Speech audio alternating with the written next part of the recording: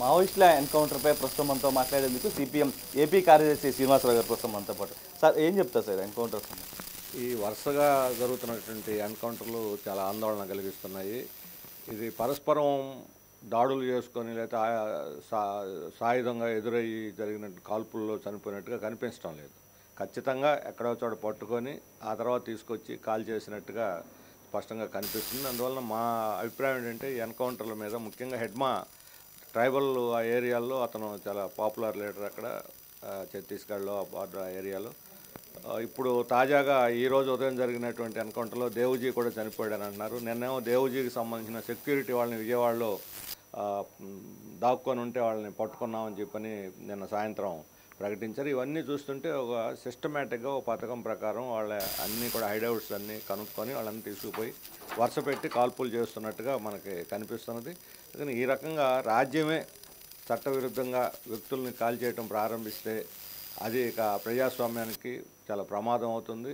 Fascism యొక్క చర్య, fascist తరహా చర్య అవుతుంది ఇది. అందుకని ఇది ప్రజాస్వామ్య వ్యవస్థలో చట్టబద్ధంగా వాళ్ళని శిక్షించడం వేరు, తప్పులు చేసిన వాళ్ళని నేరస్తులకి శిక్షలు వేయటం వేరు, కానీ పట్టుకొని కాల్ చేయటం అనేది ఏమాత్రం సమర్థనీయం కాదు. అందుకని మా అభిప్రాయం వీటన్నిటి మీద ఒక సమగ్రమైనటువంటి న్యాయ విచారణ జరిపి వాస్తవాలు ప్రజలకు వెల్లడించాలని చెప్పి మేము డిమాండ్ చేస్తాం. అంటే నిన్న 6 ఎన్కౌంటర్, ఇవాళ 7 ఎన్కౌంటర్ చేస్తున్నారు. 50 మంది ఆల్రెడీ అరెస్ట్ చేయడం కూడా జరిగింది. అంటే ఎట్లా చెప్తారు సార్ మొత్తం? ఇవన్నీ అప్పటికప్పుడు ఏదో జరిగినాయి కాదు. వాళ్ళకి ముందస్తు ఇప్పుడు ఏలూరు ఎస్పీ ప్రకటించాడు 15 రోజులుగా మేము కాపలా కాసి ఇద్దరిద్దరిని పట్టుకొని రప్పించుకొని వాళ్ళందరినీ అరెస్ట్ చేసామని. అంటే వాళ్ళ దగ్గర పక్కా సమాచారం ఉంది. అయితే వాళ్ళ అమాయకులు ఎంతమంది, అసలు మావోయిస్టులు ఎంతమంది, లేదా మావోయిస్టులు సహకరిస్తున్న వాళ్ళు ఎవరైనా ఉండి తెలుసో తెలియక దొరికిపోతున్నారా, ఇవేమీ ప్రజలకు తెలియదు. మావోయిస్టులు అంటే మావోయిస్టులు అని చెప్పని అనుకుంటున్నారు. అందుకని అమాయకుల మీద ఏ రకమైన నిర్బంధం, ఇప్పుడు అడవిలో పని చేసుకుంటున్నాం లేదా పని కోసం పట్టుకూడి కోసం నిజంగానే ఇప్పుడు విజయవాడ ఏలూరు లాంటి చోటకు వచ్చారనుకోండి, వాళ్ళతో సంబంధాలు ఉన్నాయనే పేరుతో అరెస్ట్ చేయడం అది న్యాయం కాదు. అందుకని నిరాయుధులుగా ఉన్నటువంటి వాళ్ళని పట్టుకూడి కోసం పని చేసుకునేటువంటి వాళ్ళు ఎవరైనా ఉంటే అటువంటి నిర్దోషుల మీద ఎలాంటి చర్య తీసుకోకూడదని మా అభిప్రాయం. అటువంటి వాళ్ళని వదిలేయాలి. ఇప్పుడు అరెస్ట్ చేసిన వాళ్ళని కూడా వాళ్ళని వెంటనే కోర్టు ముందు పెట్టి వాళ్ళ చట్టబద్ధంగా కోర్టు ఏ రకంగా తీరు ఇస్తుందో ఆ రకంగా వ్యవహరించాలని చెప్పి మేము యంత్రాంగాన్ని కోరుతున్నాం.